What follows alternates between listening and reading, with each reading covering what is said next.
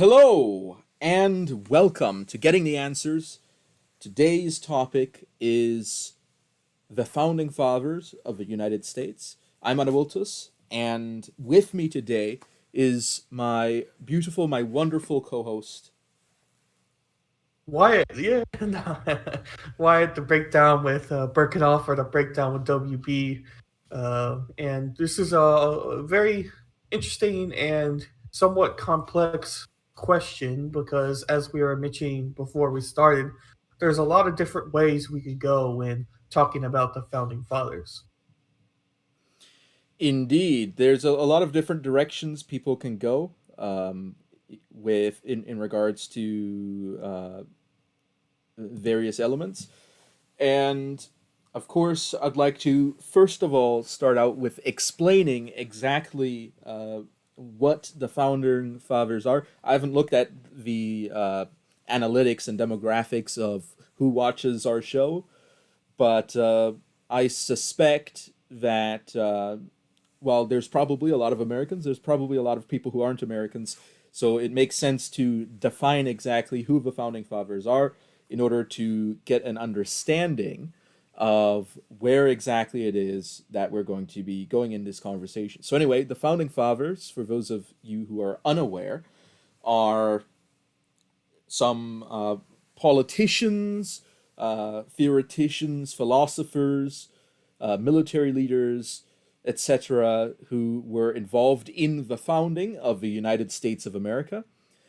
And usually categorized among these are the signers of the Declaration of Independence, those who were present at the Constitutional Convention, some people that fought in the Revolutionary War, although people that were lower ranking in that generally aren't counted as the founding fathers. But generally speaking, it's people that had a leadership role in the formative years of the United States, that is, from the First Continental Congress to the uh, to the ratification of the Constitution. Yes, for sure. Uh, I had someone mention this to me before. They were like, "Okay, so how would you define founding fathers?" I got asked this a couple years ago, and at the time, I'm like, "Well, that's kind of an interesting question because I just always assumed, it was the people you always hear about." And at that time, I didn't really think about like the role the founding fathers had. And then when you start looking at the roles, like you mentioned, the people who were there in making the Constitution, or the people who had a were involved in the war, or involved in the protest to get to the war, and all things like that. It was like you saw a common theme. So that kind of clicked to me a couple years ago that that was the term it was used for. Indeed, and of course, in the United States, uh, part of the, I guess you could say, political culture of the United States is a reverence toward the founding fathers and their achievement, because the current political organization of the United States is somewhat based on the way that the founding fathers organized the government, and therefore the political identity of the United States is usually philosophically rooted in the ideas and the actions taken by the founding fathers. As such, a discussion of the founding fathers of the United States is something that has important implications in the United States, and also, in some cases, can lead to emotional reactions, especially when positions that are critical of founding fathers and positions that are very supportive of the founding fathers end up in a conflict, in a clash, you could say. Yes, very much. I could think of a couple examples right away when you bring up that point. You have the example of, say, George Washington, who a lot of historians kind of hint at that he could have stayed for longer than he did as president and maybe even possibly become a queen because some people were in favor of that. That's kind of alternative history a little bit if George Washington decided to stay. But you had him who set a precedent of how many terms a president should have. Then you have the ongoing debate about the Constitution on if it's a living document or not. People now, modern times, want to be able to change it and make it, the hipper version, the modern version of what was previously made. But even now, we're still using the Constitution and the Bill of Rights and things that were made at that time. But yeah, there's numerous of examples that of what founding fathers made either through setting a president like George Washington or by a physical document that we still follow today. Yeah.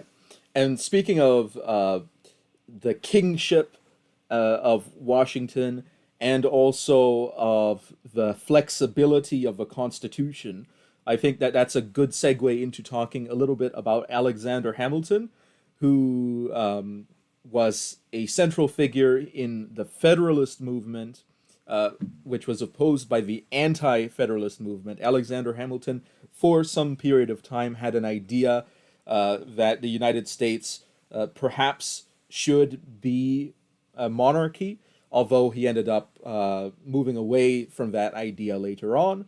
He also, during the presidency of George Washington, had the country was getting started, so there was a question that arose in regards to whether or not it was constitutional to have a national bank. So Alexander Hamilton, as part of the Washington administration, came up with the doctrine, the legal doctrine of implied powers, which is the idea that although the US Constitution may not explicitly state certain things, some elements of the US Constitution can be interpreted to implicitly state that certain actions can be taken by the government, especially when those actions are in pursuit of other actions that the government would have to uh, other actions that the government is explicitly stated to be able to take. So, in other words, the idea was the government needs to uh, have funds in order to exercise its means, and it needs to manage those funds in a way, and that led to the idea that it was legitimate for the US government to have a national bank.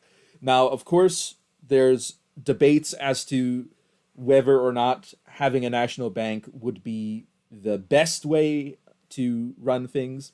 And of course, there was quite a bit of conflict on this issue in the early years of the United States as the United States developed.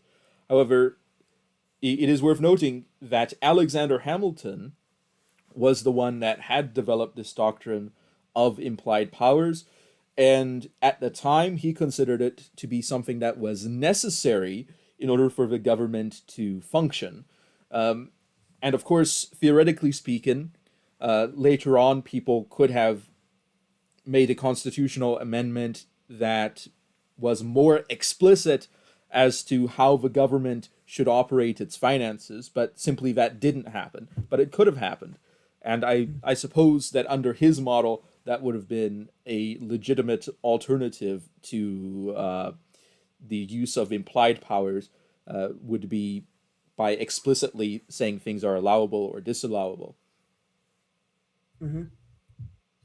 Uh, this statement may be a little bit dumb and seem a little simple, but I do think it needs to be stated just in case anybody is maybe foreign or doesn't really know too much about founding fathers. Even though a lot of history tends to think of founding fathers as having like knowing exactly what they wanted to do and seems to be very structured, that wasn't always necessarily the case. There was still a lot of debate on key issues, and this was one of those key issues. And we'll probably be talking about a few others. I would assume because some of them are pretty popular when thinking about founding fathers. So I just wanted to make that clear right away before we got too much into the episode. is there's still a lot of debate even on issues that you could say, take for granted now. Um, Now, as to what you were saying about the federal banks, I think that's also another interesting thing. Is You could think of it this way: is if you put these founding fathers into modern society now and updated them to the technology, so that they weren't like old people trying to figure out technology, but rather they know that type of stuff. They're just in the ward.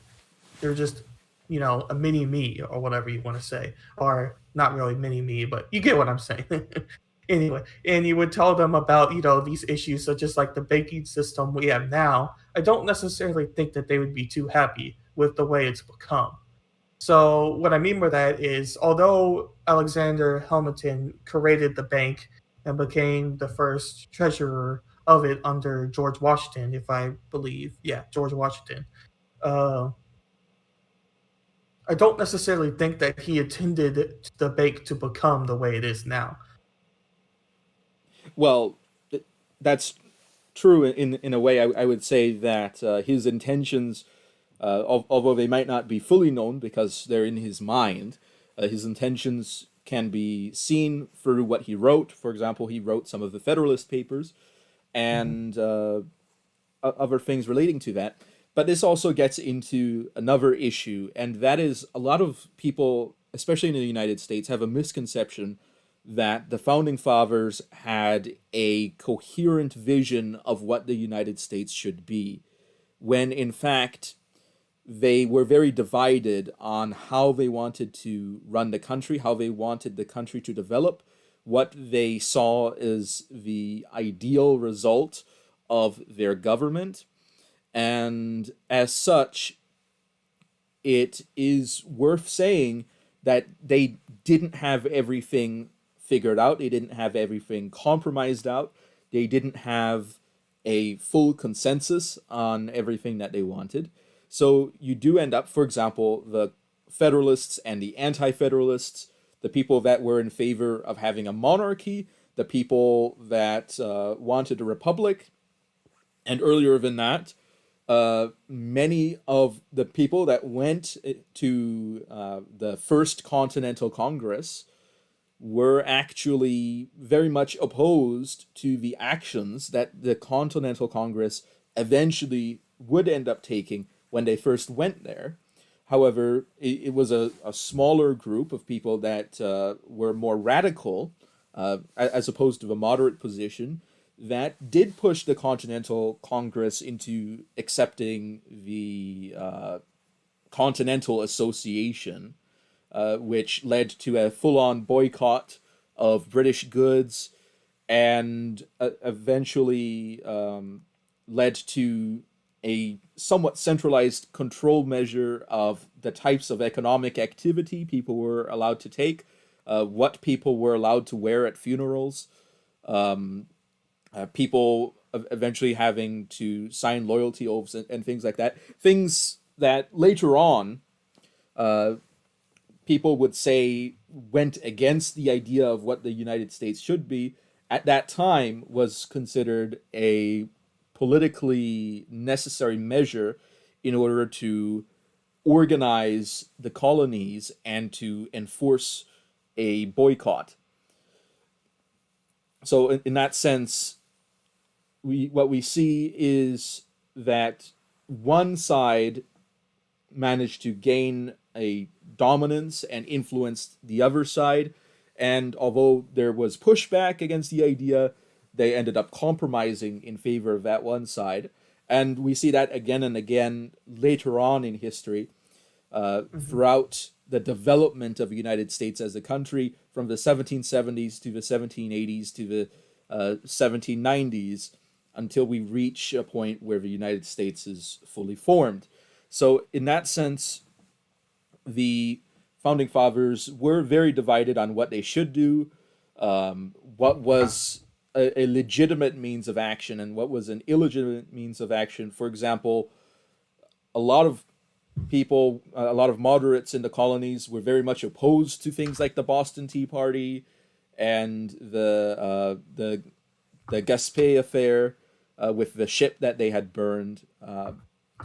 And of course, that's what led to the British sending troops to occupy Boston, and that led to a continuous escalation, which led to into the full-on revolution. So, in that Right. sense, if history had been different, many of these founding fathers probably would not have ended up in the positions that they ended up in, because a lot of it had to do with the circumstances they had entered, and therefore with the power dynamics that those circumstances created. Yeah. that mhm. There's always going to be, I would say, power vacuums. Like, that's why one of the biggest things about anarchy, the concept, is that there's a destroying government, but yet there still has to be some sort of power. Somebody still has to represent the people. And that's kind of why anarchy tends to be looked at as kind of a crazy system. Now, we're not talking about anarchy on this episode, so I'm not really going to expand on that. But there's always going to be some sort of power that people are going to fill, even if you try to create a system that doesn't have a king or doesn't have ultimate power. Now, one of the interesting things about founding fathers and whatnot was George Washington, once again.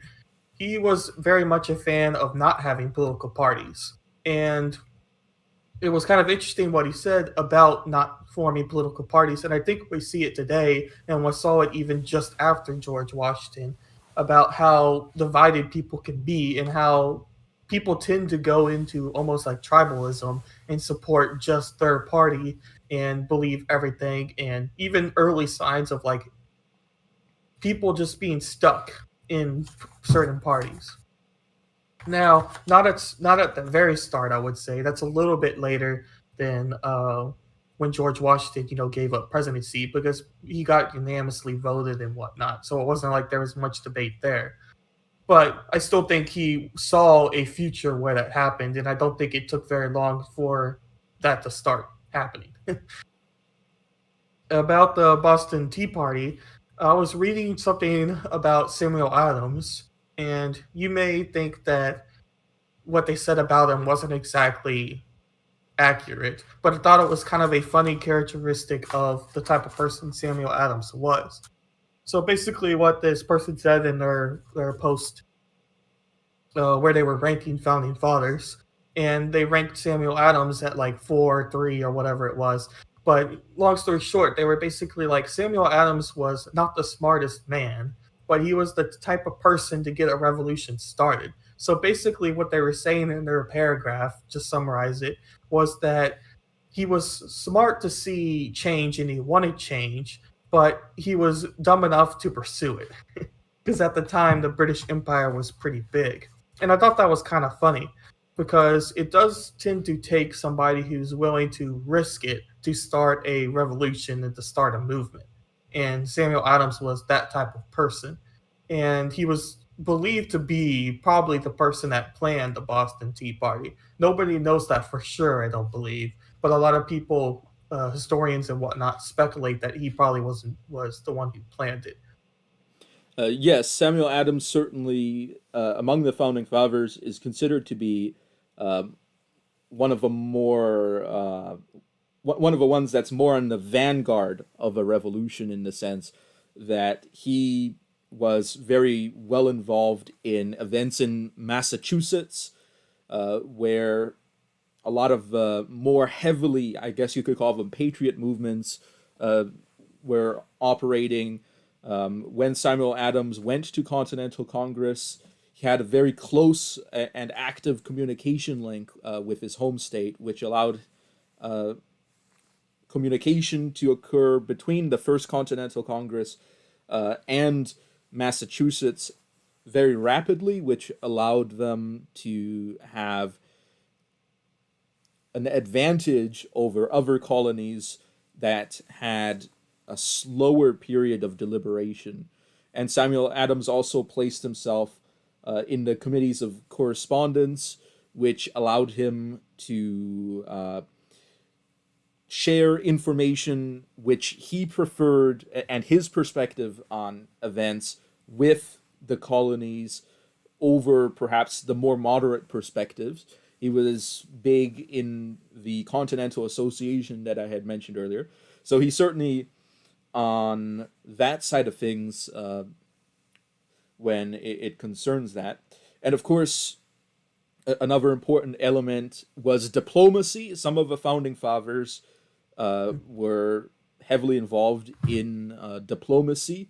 For example, what we see is Benjamin Franklin. Famously, he went to France to attempt to persuade the King of France to support the United States.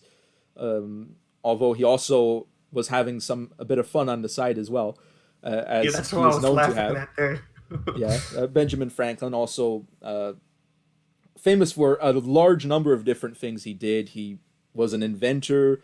Um, I think people attribute the pot-bellied stove to him, which is actually a very useful invention as because it allowed fires to be contained in a way that still made them useful and accessible, which was better in many cases than having an open fire, which open fires, when they got out of control, they could burn down houses.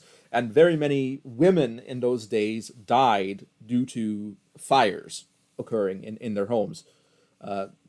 So, in that sense, that's an invention that saved a lot of lives. People talk about his experimentation with electricity and various things. But of course, another diplomat, perhaps more successful, uh, John Adams. He went to France. He later went to England and other places. His son, John Quincy Adams, in the presidency of George Washington, uh, began as a diplomat, and he essentially rose through the ranks as a diplomat all the way until Secretary of State, and then he became the president. Although he's generally, I wouldn't say he's considered one of the founding fathers because he was a bit young at the time, so he wasn't really a leader in there. I'm just mentioning that diplomacy was very important because eventually the American diplomats did persuade France to join in the war, as Britain, although it looked like Britain had gained an advantage in, for example, the campaign that they had on New York City, advancing on that, and George Washington had loss after loss, but then George Washington managed to pull back some surprising victories. And in the North, you had Nathaniel Greene, Benedict Arnold winning victories, and some important victories by some of these generals then made it look like the British were at not necessarily a disadvantage, but they were having a tough time. And one of the reasons why the war was being fought in the first place was because the British were easing, or to be more exact, they were stopping the loose regulation that they had on the colonies, which had previously encouraged growth, and they were instead now trying to tax the colonies because they weren't so much interested in the growth of the colonies as much because they had fought the 7 Years' War and they were low on money, so they needed more money. So we have the British, they don't have as much money as they would like to have. They have a large colonial empire that they have to manage, and now they are actually losing in battle in a few cases against the Americans. And then there's diplomatic pressure on the French, pointing to all these things, and then the French decide they're going to join in. And that gave the Americans a huge advantage, you could say. Hmm. Yep, the French do win some wars. Well, actually, a lot of them historically, but Yeah, no, historically, yeah, it's yeah, just yeah. it's a funny thing that modern wars, their victory isn't always the greatest. Yeah, yeah. France historically very formidable. Even today, they're very active in parts of Africa. But that's another thing tangential to the founding fathers. There's a number of foreigners that became important due to their relation to the founding fathers, and and the early formative period. especially in regards to the military. For example, you have the Marquis de Lafayette. He is considered to be very important militarily. I think it's von Steuben of Prussia. He was very important in introducing a lot of the Continental Army to formal drill and military practices, and really introducing them to the more long-standing military traditions that help maintain discipline and were important in the effectiveness of the military as the war moved on. So in that sense, while these people are not considered to be founding fathers themselves, they are generally included in discussions relating to the events of a revolution due to their importance as people that had provided important foreign aid and direct military aid in some cases. Yeah, and John Adams is another interesting case as well because he actually defended a couple of British soldiers as well during his time, which is a interesting thing at the time for sure because they were in the midst of war. I can't remember if it was during the war or after, but I know it had to do with the stone incident. What's that scene called? Or Um, the Boston Massacre, Boston Massacre? Yes. I'm the like stone I had it incident. I on. don't think it's Yeah, it's common. I like, don't think I've heard it called that. But no, I was like I remember the details, but I couldn't get the name. But yeah, the Boston Massacre. I believe he represented a few British soldiers off of that, which is an interesting thing. This shows kind of his diplomacy, if that's a word, that John Adams had. yeah, I think another important founding father, perhaps not so much politically, but certainly in the philosophy, the philosophical influence, political philosophy, I guess you could say, was Thomas Paine. Thomas Paine's Common Sense was a bestseller. It was a hugely successful pamphlet, very widely circulated. I think the most widely circulated document of its time in the colonies, anyway. And it really was important in getting people on board of with the idea of revolution, with the idea of the natural rights that they had, and with and there's even a part of it that talks about naval activity, and therefore gave a strategic option, philosophically speaking, saying that there was a strategically viable means for the U.S. to navally oppose Britain. And although the U.S.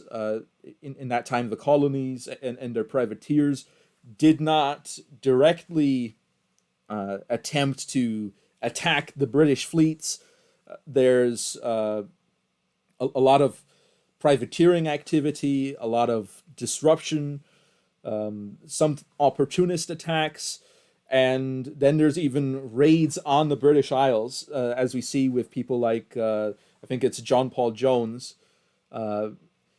He went around the British Isles and attacked in various places. And just recently, I think there was a town that had been attacked by him that gave him an official pardon for his activities, which is funny. Uh, but such things do happen.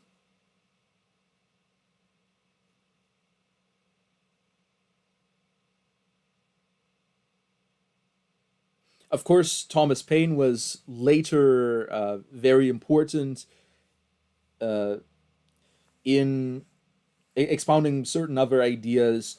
Uh, he, you could say, was very involved in the Enlightenment, and attempted to be active in France during the French Revolution, although I don't think he was as successful there. Now, personally, I've read Common Sense, and I have to say that I don't agree with him on some fundamental ideas, and because of that, of course, I've already talked about this in other places, but that's just my opinion.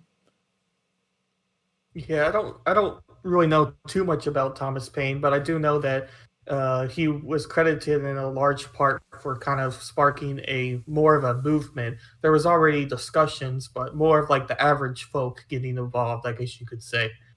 And that's kind of what he's credited for through his common sense pamphlet and all things like that.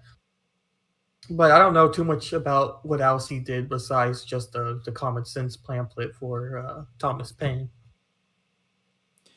Yeah, he also was involved in writing other pamphlets. I, I don't remember exactly what he did politically.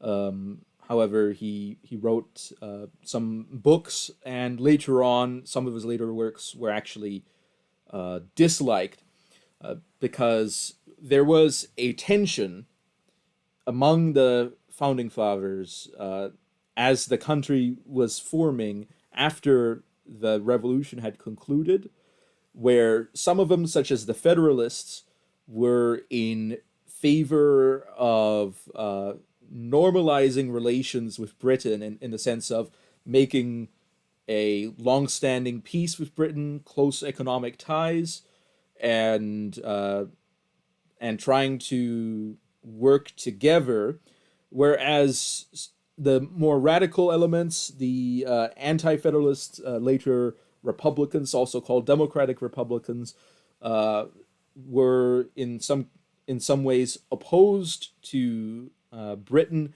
and in favor of revolutionary France, because by this time France had entered into its revolution and favored the French Revolution. And so there was a period of time where the US, in its foreign policy, was a bit confused as to which direction to go.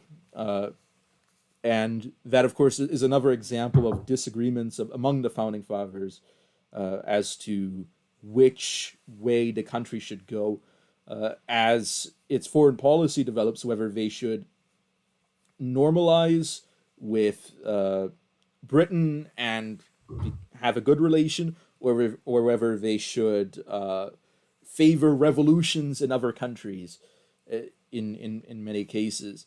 So we see also in this time period, early 1800s, the Congress covertly supporting rebellions in Florida and a plan to integrate Quebec and the Canadian territories into well, the Canadian colonies. I don't think it was called Canada yet at that time, to take that and to integrate that into the United States, because places like Nova Scotia, there was some support for the revolution, but it wasn't as big as it certainly was in the lower colonies. And Quebec had huge cultural differences with the other colonies. So the colonists, many of the founding fathers, had a strong influence from John Locke, and this can be seen particularly in the writings of Thomas Jefferson. Yes, Thomas Jefferson.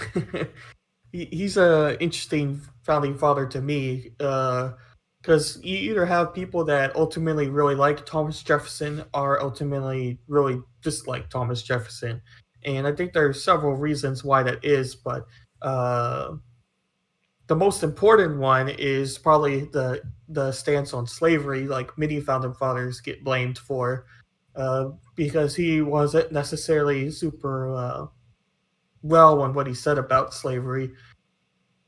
Uh, I think that's the biggest discredit to Thomas Jefferson, but that's a whole debate on whether that should be I'm trying to think how to best say this, if that should be valued, because ultimately, when you look back in history, it depends on how you decide to look back on history. You either take history with the modern eye, and then you can see many issues with any slavery era you pick, or not slavery era, any history era you pick, or you have to view history in the time capsule and how things were viewed at that time. And you could still say, like, yes, they were wrong, but this is why they thought that type of thing. But Yeah, and the issue of slavery, of course, is an issue that a lot of people later on like to bring up about the founding fathers. But it's worth noting that the issue largely applies to a lot of the southern founding fathers, especially in Virginia. You have people like George Washington, Thomas Jefferson, and others that were slave owners. And that is true that they were slave owners. But it is also worth noting that, especially in the North, there were a lot of founding fathers who were strongly against slavery or had differing perspectives on slavery. Even the ones that were slave owners, some of them had more negative perspectives on slavery in some cases. But especially in the North, after the Revolution, there was a strong push in many of the colonies, now states, to abolish slavery. And there were different perspectives, some perspectives on integration of former slaves, other perspectives on sending them back to Africa, where their ancestors were from. It is also worth noting that in the Continental Association, which came out of the First Continental Congress, that the importation of slaves was one of the things that was actually banned, and that the international trade of slaves in the United States ended up being banned many years before slavery itself was banned, and much earlier in the history of the United States. So, in that sense, slavery was approached by different colonies in different ways. Some colonies, in fact, as I understand it, had worked to attempt to abolish slavery. However, slavery was enforced by the British government in some cases, preventing the abolition in some areas. But especially in areas of the South where the climate was more hostile to people of European descent, and where a lot of diseases killed off a lot of immigrants from Europe shortly after their arrival. Now, of course, that doesn't mean that there weren't white people there. There were white people there who survived it and who adapted to the climate, but it was a lot harder to adapt to. So, in their sense, their economic interests pushed them to import labor from areas where people were more adept at surviving the climate and the diseases associated with the climate. And in that sense, they had a strong economic interest. And I'm not saying that it justifies all their actions. That's not what I'm saying. But what I am saying is that whenever there's power in play, you can always look at the money, and the money will frequently tell you how things operate, why people do various things. And in that sense, they, in many ways, accomplish this for economic interests. Now, of course, in the long run, areas and countries that employed large large scale slavery ended up not faring as well economically as areas that industrialized instead. So we do see that it didn't work out economically in the long term.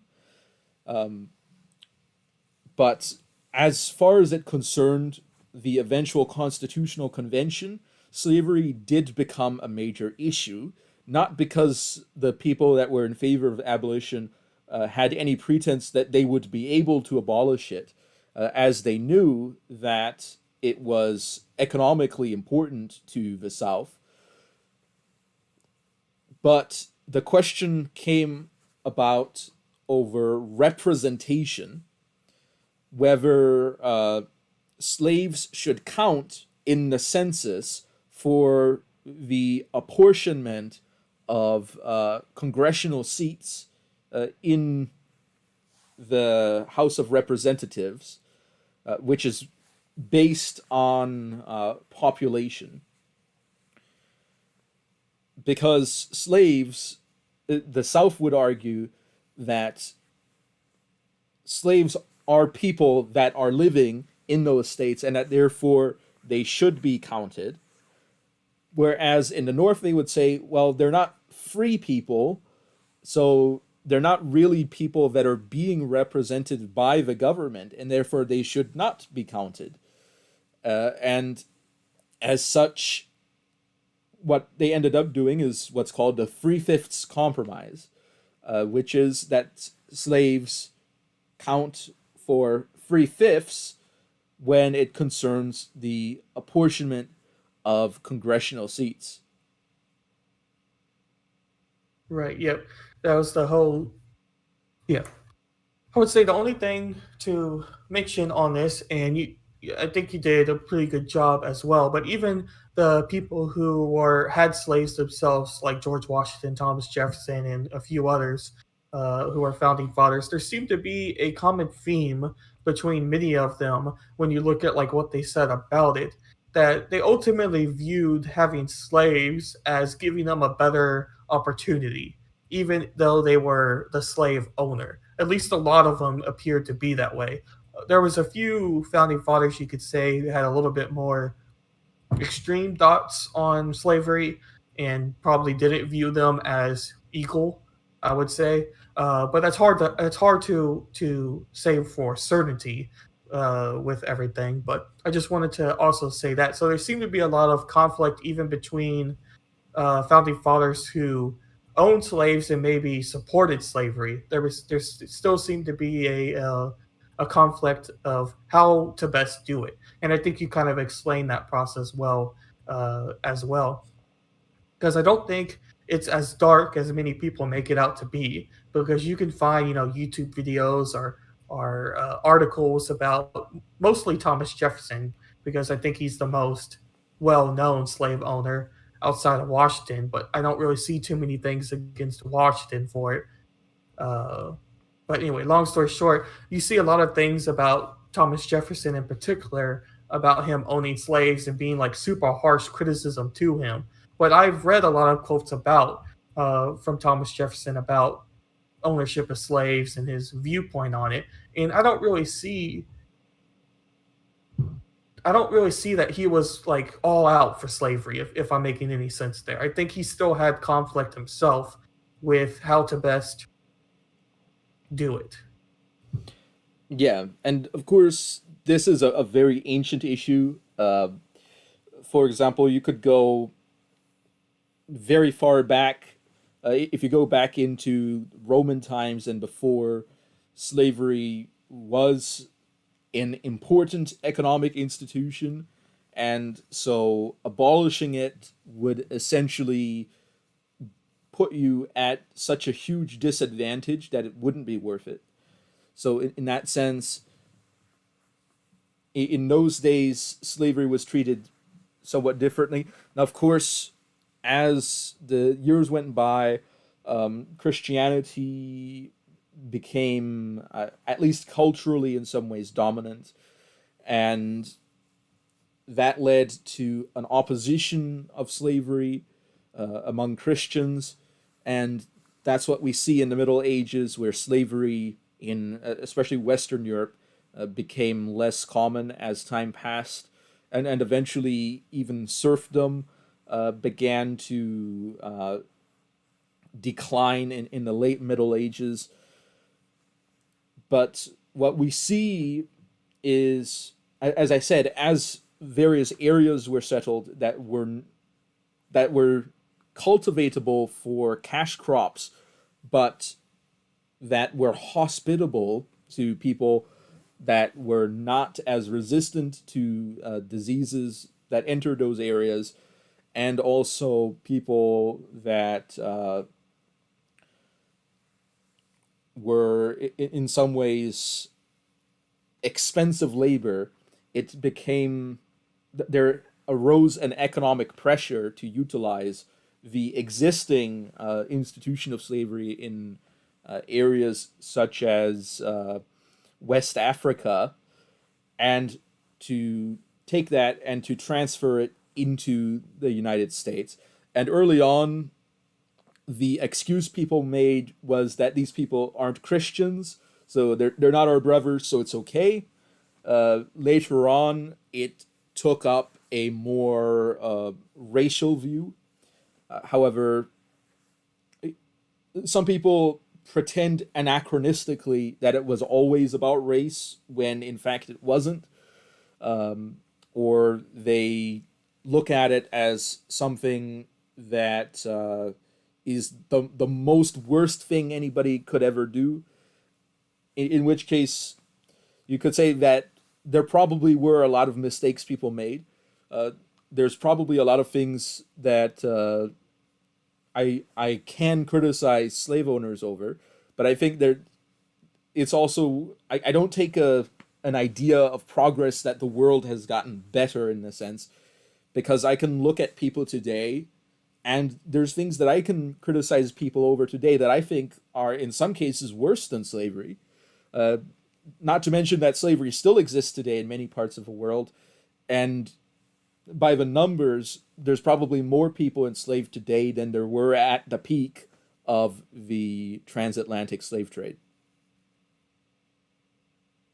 For sure, yeah. Like slavery is an ancient thing, and you mentioned it as well with like Rome and Greece, and I mean it goes back a very long time. I think you can even go further than that to empires that existed before. It's a well known concept between between what happened in civilizations and empires or cultures or whatever phrase you want to use for it. Yeah. And I don't really have too much else to expand on what you said. I do think you said pretty well because I don't like yeah, I don't have too much because it's not always about just race, and I think people try to oversimplify it. And I think you explained all the reasons for why it's not just all about race. Does race have something to do with it? Maybe for some people, maybe it did. Hard to say, but it's definitely not just about race. Yeah, especially later on, it it became more focused around race. Earlier on, it was about religion, but all throughout, I think the primary motivation is economic. Right. Right. Yeah. So in that sense, that is a criticism people have about the founding fathers. But I think one place where people a lot of people don't criticize the founding fathers is their enlightenment principles. For example, as I mentioned, the ideas of John Locke, the ideas of Thomas Jefferson, um, those ideas have become mainstream. In fact, so mainstream that they are now ideas that are somewhat enshrined by the UN and international organizations. Um, and the world history in many cases is viewed through the lens of what people call Whig historiography, where they take these Enlightenment ideas and they use them as a primary lens for which to view history. I guess in a similar way to how uh, Marxists use class conflict and the dialectic of history. So, in that sense, while I understand uh, that Western liberalism is successful in many ways, I think that a lot of people are being too uncritical of it because, as I had mentioned earlier, the founding fathers were not united in all their principles, and as hard as it might be for some people to accept this, I don't think that the ideas of the founding fathers are should be considered a fully developed idea in the sense that as the US has progressed throughout its history, what we see is people made constitutional amendments because there were insufficiencies in the systems that the founding fathers had set up in a number of different ways, or because there were perceived inconsistencies. And while there are some people that love the founding fathers and that want to everyone to return to all of their principles, I think a much more balanced view is to say that they were successful in many ways and there are many of their ideas that are useful, but that there are some ideas that might not be as useful or that might obstruct actual effective government and produce illusions. Now, of course, these people that are critical of the founding fathers come in different shapes and sizes. I'm one of them. I don't criticize them on everything they do. I don't think that they're the most evil people in the world. I think that they were very useful in many ways. I think that they were very successful in many ways. I think that the government that they set up was a marked improvement over some previous systems. However, I don't think that it's the best we could possibly do. Now, of course, then you have the Dark Enlightenment type people who, the neo-reactionaries who take it in a different perspective. Then you've got the alt-right as well. You've got the Marxists. You've got the progressives who view the founding fathers as misogynist, racists, and white supremacists and things like that, which I don't think is an accurate view of the founding fathers. But there's many different ways people interpret the founding fathers.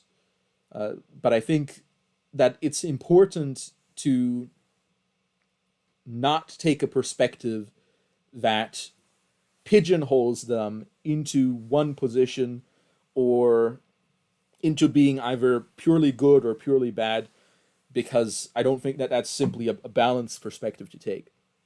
Yeah, it's too oversimplified, really. Uh, I mean, any human is complex to understand. So the idea that you know Thomas Paine, Alexander Hamilton, or whatever name you want to use is all good or all bad is simply just not going to be true by any means. Um, I do think that it's interesting the perspective of how to view history, like I mentioned before, because you can look at several things the founding fathers have done that no longer really works to today's times because of how things have changed. Like Alexander Hamilton was not going to think that computers and phones ever existed. You know what I mean? Like there's that concept and that idea of something like that existing is so foreign. It would be like an alien, you know? So it's like the idea that they can't foresee the future means that things are going to eventually most likely become outdated. But I don't necessarily think that what the founding fathers did through what they said or through what they made through, like, say, the Federalist Papers or the Constitution and later the Bill of Rights and things like that were need to be ignored by any means. I do think that we still need to remember that they're a part of America as exists now. And I don't think that you're saying it needs to be ignored either. I don't think that you take it to that extreme. But there is a very big push to update the Constitution. And I'm not particularly sure if that should be done. Yeah. Well, the founding fathers themselves updated the Constitution with what we could call the Bill of Rights. So in that sense, it is something that has been done in some ways. Um, Now, as you had mentioned, I don't think that the founding fathers should be ignored. I think they're very important. I also think, as Niccolo de Machiavelli had said in his discourses on Livy, that a republic uh, in a time of crisis should look to the virtue of its founding. And while I don't agree that all of it is virtuous, I also don't think that all of it was unvirtuous. So in that sense, I think that there is a lot of things that can be learned from the founding fathers. I think that they are very important historically, not just for the United States, mind you, because the ideas of the founding fathers are now global ideas, not simply in Whig historiography and the spread of liberalism, but also in the sense that many countries base their constitutions on that of the United States in how they're formulated, in how they express the rights of people, in how they establish their political culture. And therefore, the United States and its founding fathers, in particular, are some of the most influential political figures for today's world. And that cannot be overstated. That the founding fathers of the United States are not simply founding fathers of the United States, they are precursors to the founding fathers of many other countries around the world. And many other countries base their ideas of what is politically legitimate and politically illegitimate on the ideas of the American founding fathers. We even see that in the socialist uh, in the socialist North Vietnam. Some of their founding documents are based on American founding documents. So in that sense, even countries that are ideologically very different from the United States can still borrow heavily from the United States in how they establish themselves. And this also leads to the importance of a discussion of the founding fathers for the rest of the world as well. Right, definitely so. That's why a lot of American history teachers in college, if they're not like trying to push an agenda or anything, are always super, or tend to be, in my experience, always tend to be like super passionate about what they teach, because in their view, we made history in the type of government that formed with the American politics, American society, and like you just mentioned, it expanded to many other countries out of it. So that's one of the major reasons why the teachers that focus on that particular area of study tend to be super passionate about it. Now, that's a whole side note about history professors or professors in general. But I had one other comment, and I need to go back up here to find my notes. Okay. Talked about. I think it was something about James Madison. Yeah. James Madison? Okay. Hmm. Yeah. He Okay. was very So important in the Constitutional Convention, as I understand. yes, right. Like I said here in my notes, he said he was responsible for drafting a Bill of Rights that was added to the Constitution in 1791. And then I had the question beside it, and I was basically asking. I think we talked about this a little bit, but with the Bill of Rights itself being added to the Constitution, as you mentioned, do you think that the Bill of Rights should be updated now? We talked a little bit about this, but I was just wondering what you were thinking about that. Well, I think that in theory, a government should be coherent. That is to say, that the way a government is designed should allow it to work as a government that has a clear intention in its function. And unfortunately, compromise positions end up making the water murky on how that should work. And as such, I think that if we rewrite a particular part of the U.S. Constitution, we should probably rewrite many other parts of it as well in order to create a coherent constitution that lacks loopholes and exploits, as some might say, where people can use the operation of the law against the intention of the law. Um, so, in that sense, that's one idea. Another idea is that, as I had mentioned previously, the U.S. Constitution, in some ways, is not as clear as it could be in certain areas, and therefore it would make sense to have a more detailed constitution that is more explicit on the meaning of certain elements in there, which could then prevent various types of corruption from emerging, not simply institutional corruption of people doing illegal things, but also structural corruption of the government in the way that the government functions. Not necessarily anybody doing anything illegal, but people operating in a way that actually damages the functions of a government in the long term. One example would be the way that judicial review is used, where the government can decide various cases based on other cases and create piles of cases upon cases upon cases to establish whether certain things are legal or illegal. And that allows, through a clever reorganization of how the government works, it allows the government to essentially make anything legal or illegal based on the Constitution without actually having to write any particular laws.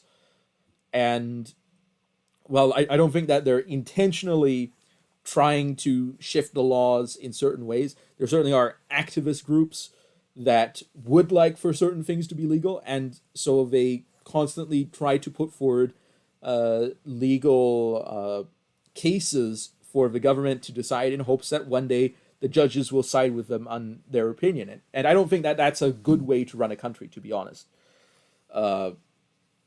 Another element would be, as Alexander Hamilton had pointed out, the idea of implied powers. What exactly are the implied powers? Well, according to the elastic clause, pretty much anything. And there's also the idea of reserved powers, powers reserved for the states. But where exactly is the boundary between the implied powers of the government, the elastic powers of the government to do things that are necessary for the government to do, and the reserved powers of the states to do things that the government isn't, the federal government is not allowed to do? And the problem is that in recent years, there has been a large overlap, and you could even argue that the federal government is appropriating to itself powers that, under other interpretations of the Constitution, could be considered reserved to the states, and that therefore the system is corrupting itself in various ways, probably partially due to the fact that the Constitution is not as clear as it could be on those issues.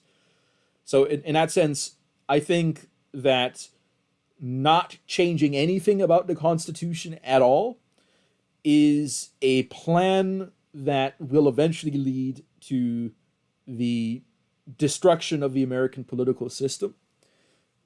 Now, that being said, doing something that completely destroys the political system by changing something about the Constitution is also something that people are very afraid of.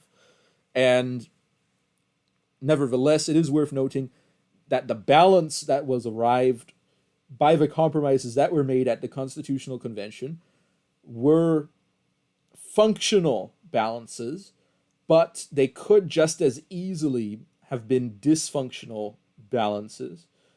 And an example in which they were dysfunctional is, of course, how slavery was handled and those issues, the North versus the South, eventually leading to multiple compromises further down the road in admissions to statehood in an attempt to balance the number of free and slave states in order to keep a political balance of power that, once it eventually tipped, led to the Civil War. So in that sense, the U.S. Constitution as it was written was not capable of preventing the war that cost more American lives than any other war in U.S. history. And it was a civil war, so in theory, it is a war that could be preventable in some ways. Now, as I said, there were economic interests that led to the popularity of slavery.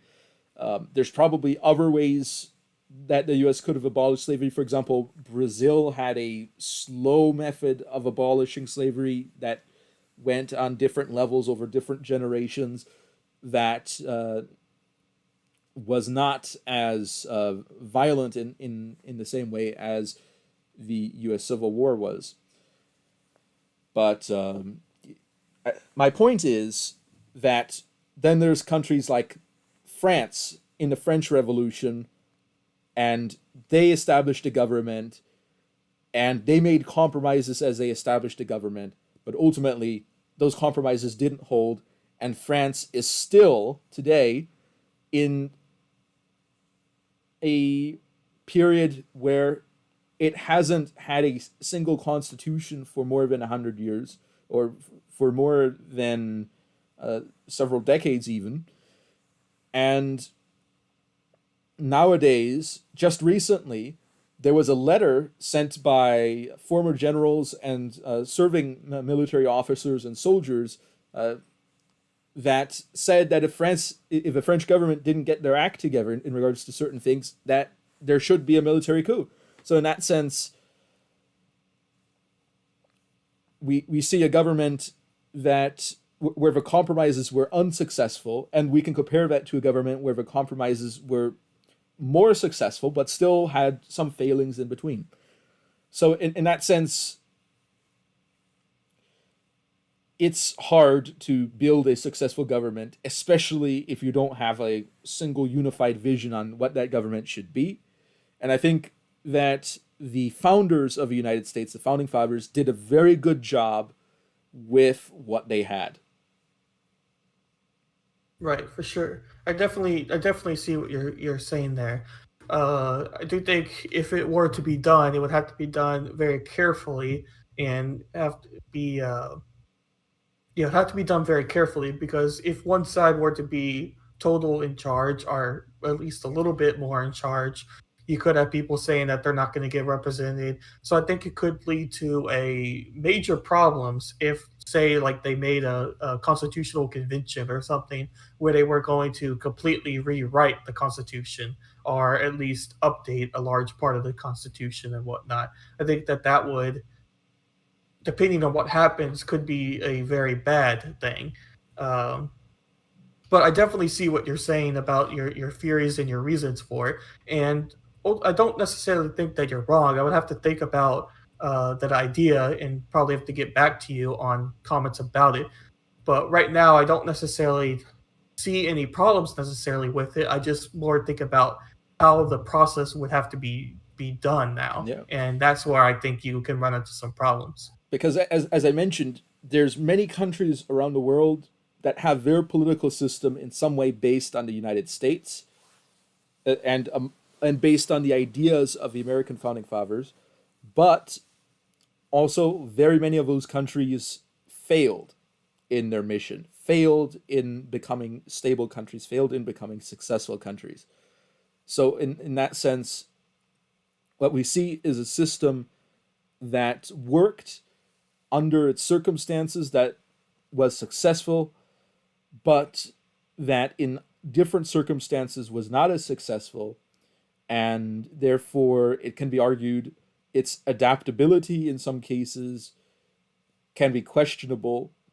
And as some of the founding fathers were saying, that they were hoping that the Constitution would work for a deeply moral and religious people, and that's a debate that's going on, whether religion is important or not for maintaining the United States as a country.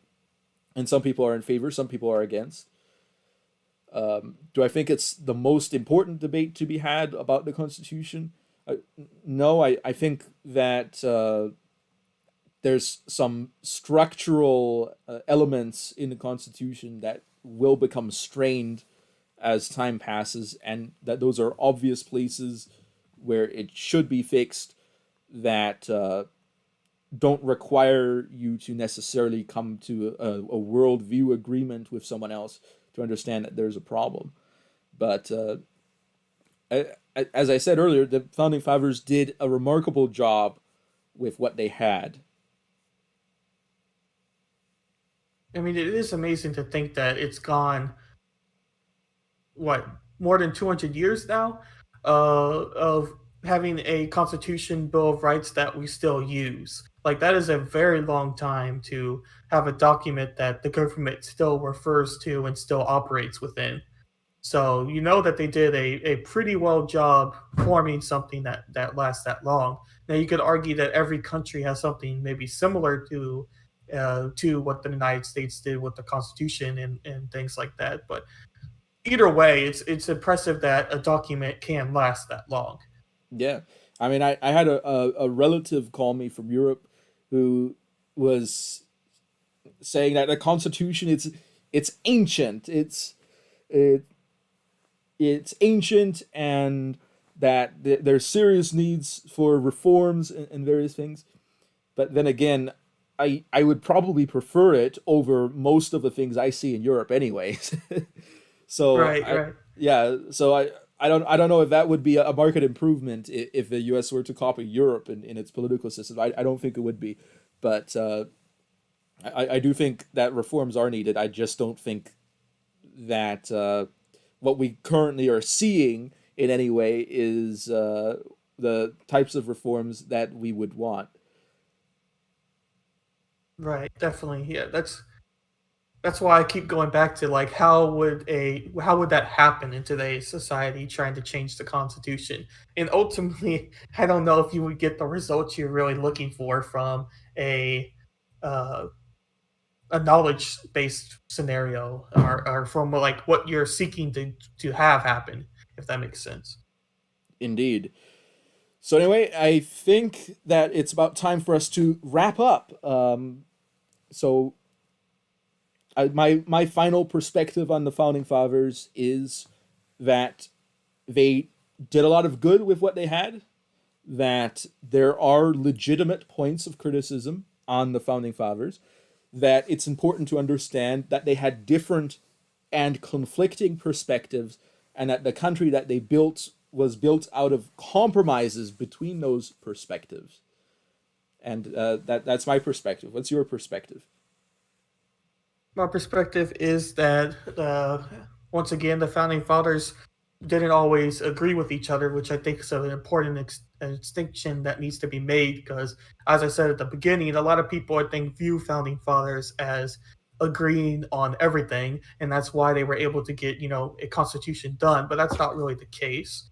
I also don't necessarily think that the slavery concept of the founding fathers was super easy to understand either. I think it's a lot more complex, and we talked about that as well. And the last thing to say, kind of about the founding fathers and my stance on them, is that they created something that has lasted for a very long time and still is, getting talked about now. And just being able to do that and create a whole new government system that we still operate in is pretty amazing.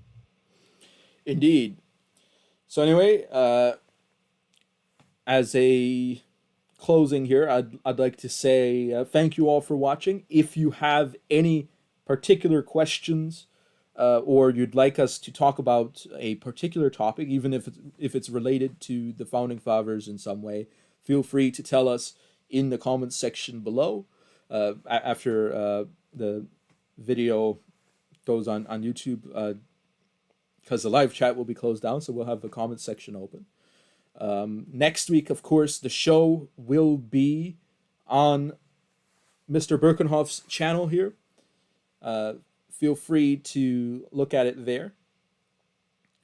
I'd like to say also, of course, you can check out my book, Actionable Justice, at taurusnecris.com.